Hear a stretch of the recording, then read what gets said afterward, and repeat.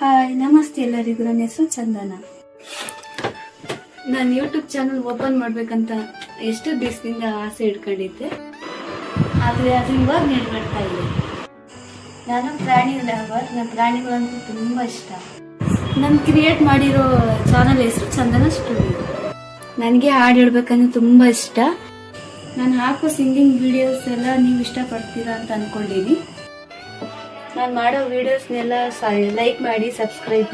ಚಂದನ ಸ್ಟುಡಿಯೋಗೆ follow ಮಾಡೋದನ್ನು ಮರಿಬೇಡಿ.